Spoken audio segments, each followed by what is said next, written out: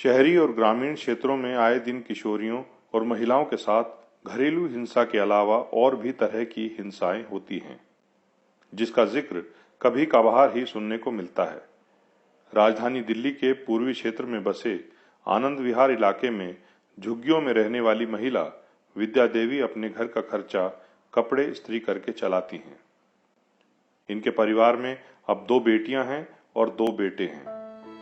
विद्या देवी के पति अब इस दुनिया में नहीं है। मेरे पापा शराब के आदी थे। आए दिन वो शराब पी के हम लोगों से मारपीट करते थे, घर में हम लोगों से बदतमीजी करते थे। उस दिन बहन से गलत काम कर रहे थे, बहन से छेड़छाड़ कर रहे थे, तो मेरी बहन से ना हादसा हो गया और मेरी मम्मी ने बहन भाई को बचाने के लिए अपने ऊपर ले लिया। इस कारण मेरी मम्मी को जेल जाना पड़ा। मैं झुग्गियों में रहती हूँ। हमारे यहाँ पे NGO से एक दीदी आती हैं, उन्होंने मुझे बताया कि आपको सरकारी वकील मिल जाएंगे TLF में जाके। मैं वहाँ पे गई, जज साहब से बात करी मैंने, उन्होंने मुझे सरकारी वकील दिलवाए और मेरी मम्मी की बेल लगवाई और मेरी मम्मी 1 महीने के अंदर रिहा होकर घर आ गई। मेरी मम्मी जेल से आने के बाद हम लोग रोटी के लिए मोहताज थे।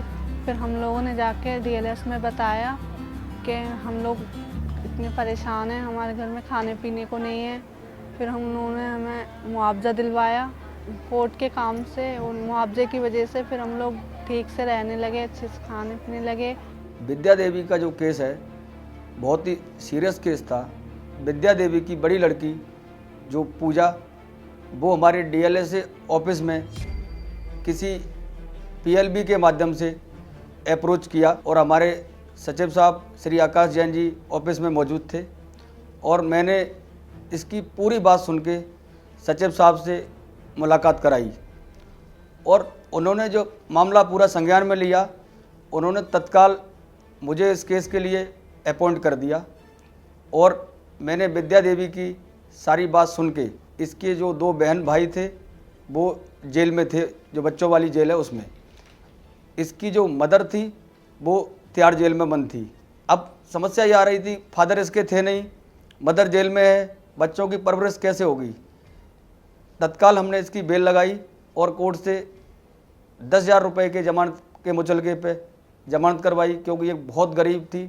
इसकी माँ प्रेस का सिर्फ काम करती थी, फादर इसके जो बच्चियों के साथ गलत हरकत करते थे।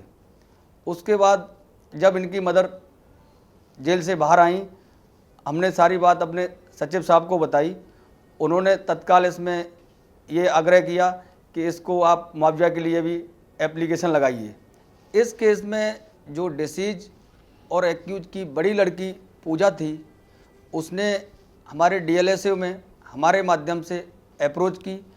फिर हमने उसको विक्टिम कंपेंसेशन जो स्कीम है हमारी DLS की, दिल्ली सरकार की, उसके तहत एप्लीकेशन लगाई और हमारी जो कमेटी है विक्टिम कंपेंसेशन की, सेक्रेटरी साहब के तहत आती है और उन्होंने इसको 15 दिन के अंदर अंतरिम फौरी तौर पर राहत देते हुए 50,000 रुपये पास किए, जो आज पूजा के खाते में आ चुके हैं और वो अपना जीवन व्यतीत कर रही है। अभी इस केस को बेल हुआ है, 1 साल पुराना केस था, 1 महीने के अंदर इसमें जमानत हो गई है, जबकि कत्ल केस, मर्डर केस में जमानत इतनी जल्दी नहीं होती है। लेकिन कोर्ट ने सारे हालात देख के और लीगल एड की बात सुन के, लीगल एड की जो हेल्प के तहत इसकी जमानत हुई है और केस अभी अंडर ट्रायल है। इंसाफ का उजियारा हम घर घर तक पहुंचाएंगे। औरत बच्चे दुखिया निर्धन हम बोलेंगे सबके लिए। अब न्यायालय के दरवाजे हम खोलेंगे।